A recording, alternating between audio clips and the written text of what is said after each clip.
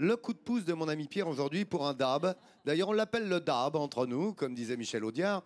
Mais vous allez voir, alors ce n'est pas un distributeur automatique de billets, mais un distributeur automatique de... Eh ben, je vais vous le dire, de baguettes. baguettes de Voilà. pain. Et oui, c'est un phénomène nouveau qui contribue en train de changer un peu le mode de vie à la campagne. C'est l'installation de distributeurs automatiques de baguettes de pain.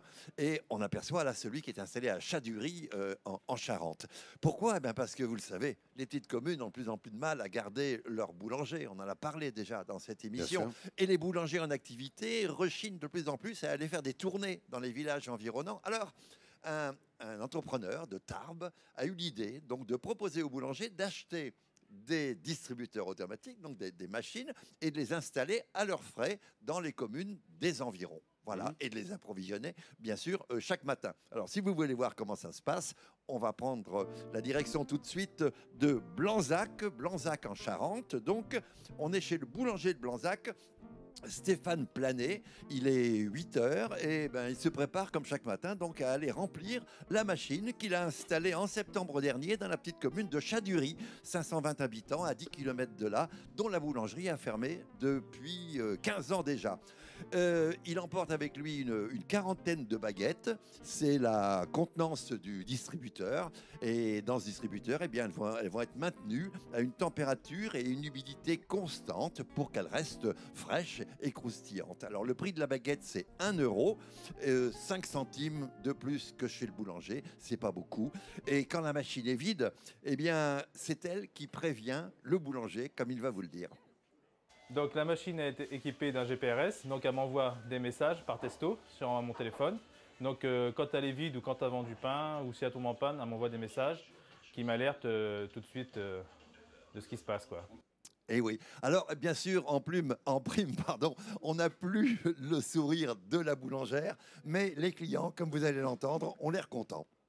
Et le pain est vraiment de qualité, même dans la machine, du matin jusqu'au soir, parfait. Hein. Croustillant et tout. Hein. C'est vrai que le contact humain manque un petit peu, mais bon, la qualité est là, et puis ça nous permet quelquefois d'aller le voir pour lui dire un peu au niveau du fonctionnement et tout ça. Et oui. Et le boulanger est content, lui aussi, parce que le prix du distributeur, lui, il l'achète 8 000 €, mais la machine devient rentable à partir d'une vente de 20 baguettes par jour. Or, actuellement, il vend 40 baguettes par jour, là, à ce distributeur de Chadurie. Donc, l'opération est, disons, rentable. Bon, on peut en penser ce qu'on veut. Non, mais c'est génial parce que ce n'est pas de la baguette industrielle. Hein. Voilà. C'est préparé par un vrai boulanger. Bien sûr, l'avantage, c'est que ça idée. fait quand même travailler un boulanger du coin et c'est pas du pain industriel. C'est génial. Hein, c'est génial. Voilà. Bah c'est bien. Partout sur le territoire. Exactement. Et ça maintient quand même un petit point de rencontre quand même parce que les gens viennent. Un point de convivialité forcément dans des petits villages. Patricia, notre rédacteur en chef Christophe Guillemard me disait que c'était très répandu dans ce département de la Charente. Voilà, la Charente est un département très rural. Du coup, c'est vrai que nous, avec France 3, le journal régional, on a eu l'occasion comme ça d'innover. Alors, par exemple, à Ruffec, il y a un distributeur de la même façon, un distributeur de lait. Donc, c'est un éleveur local qui vient tous les matins remplir le distributeur. Et alors, un peu plus original, au début, on était assez sceptiques. En fait, c'est à Sainte-Catherine, donc c'est dans l'agglomération juste au sud d'Angoulême. Il y a un distributeur de viande et de produits cuisinés. C'est un traiteur qui habite à côté. Et pareil, qui vient le recharger régulièrement. Quand il n'y en a plus, la machine, comme pour le pain, avertit et prévient. Et il vient régulièrement relever, vérifier les dates limites de consommation, etc. Donc, alors, il n'y a plus de petits commerces dans ces villages-là, mais on l'a bien vu dans les images de Pierre. En fait, ça crée quand même un point de rencontre et les gens rediscutent et mangent des produits de qualité. Voilà, regardez. Merci de ces précisions, Patricia. Patricia, ici. Non. On l'appelait Patou, mais on l'appelle Patou Charente.